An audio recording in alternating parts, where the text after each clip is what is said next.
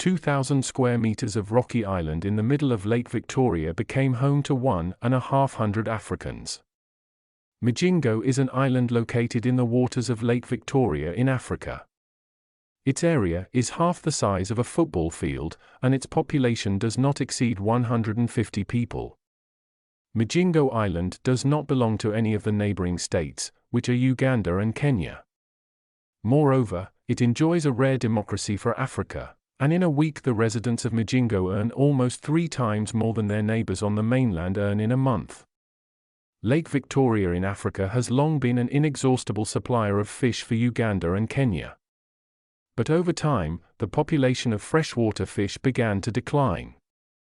Therefore, in the 60s they decided to artificially increase it, and Nile perch was released into Victoria.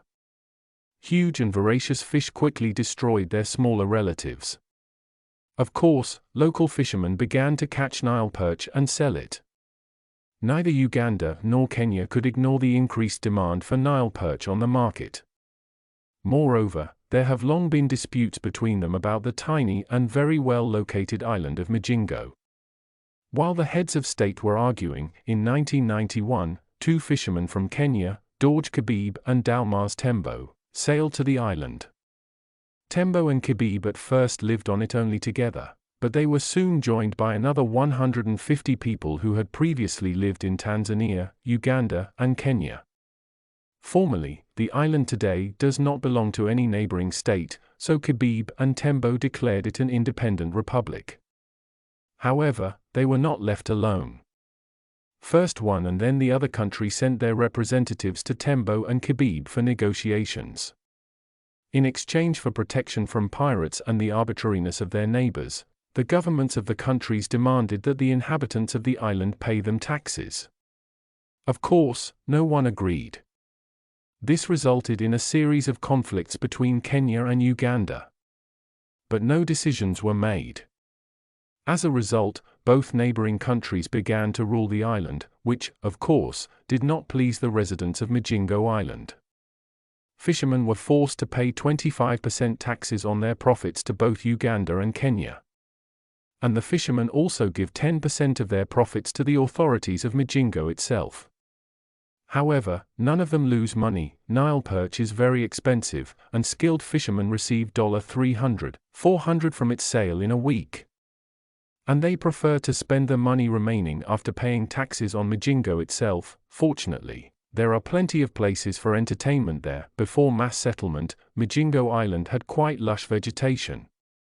Today, only 2 trees remain, leaning against the sides of rickety shacks.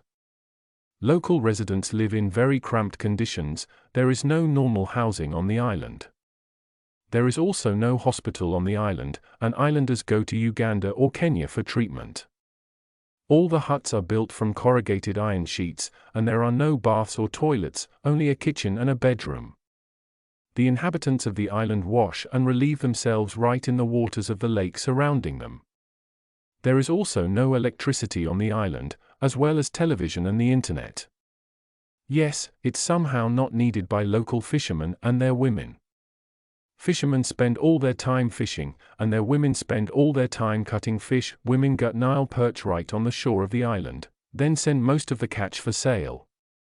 The remaining fish are cleaned, hung on a line or wire, and hung directly in the narrow passages between the shacks to dry.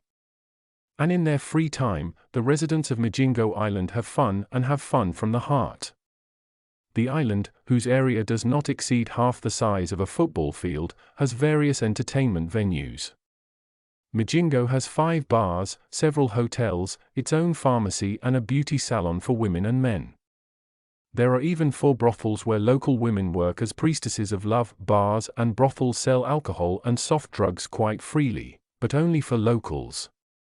Migingo is not deprived of the attention of tourists. People often come here on excursions. For tourists, they even built several hotels from the same corrugated sheets and with earthen floors. More or less normal buildings on the island are a police station built by the Ugandans and a small church. Ugandan police keep order and protect tourists. By the way, they cannot stay on the island for more than a day.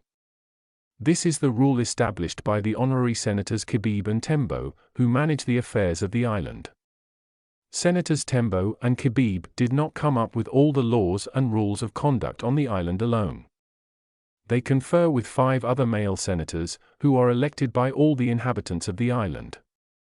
The G7 with Migingo makes all decisions only through a common vote.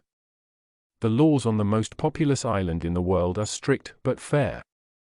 Senators reserve the right to conduct trials and punish offenders. Thieves are treated especially harshly. For petty theft, the thief is beaten with straw whips. For a larger theft or relapse, the criminal is expelled from Migingo Island forever. This prospect frightens many, especially well-earning fishermen. Therefore, there is practically no crime on the island, apart from rare drunken fights. Moreover, new people who can provoke conflicts do not appear on Migingo. Strangers cannot settle on the island. Senators have banned the construction of new houses.